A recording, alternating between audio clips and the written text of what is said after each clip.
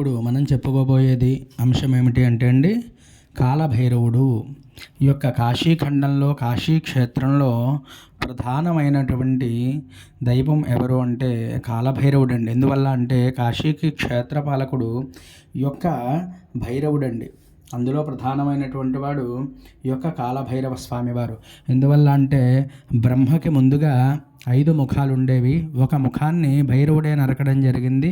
అప్పుడు బ్రహ్మహత్యా పాతకం చుట్టుకున్న సమయమున ఏ క్షేత్రానికి వెళ్ళినా భైరవుడిని అయితే మరి రానివ్వలేదండి. ఒక కాశీ క్షేత్రానికి మాత్రమే ఆయనకి మరి ద్వారం ప్రవేశమైంది. అప్పటి నుంచి కూడా ఈ యొక్క కాశీ క్షేత్రానికి పరమేశ్వరుణ్ణి వేడుకునేటప్పటికి పరమేశ్వరుడు ఈ యొక్క క్షేత్రపాలుడు కింద భైరవుణ్ణి అనుజ్ఞించాడు. అందువల్లే కాశీ వెళ్తే భైరవుడి యొక్క దండన అంటే భైరవ దండన ఉంటే యమదండ నది కూడా ఉండదండి. ఇక్కడ స్వామిని అయితే దర్శనం చేసుకోండి. మొన్నైతే ఫోటోయే ఇచ్చారు అవకాశం, అదే నేను మీకు చూపించడం జరుగుతోంది. స్వామిని కాలభైరవుని ఒక్కసారి దర్శనం చేసుకోండి. ఓం కాలభైరవాయ నమః, ఓం కాలభైరవాయ నమః అంటూ నమస్కారం చేసుకోండి. మన ఛానల్ సబ్స్క్రైబ్ చేయకపోతే సబ్స్క్రైబ్ చేయండి, లైక్ చేయండి, షేర్ చేయండి. హరి ఓం.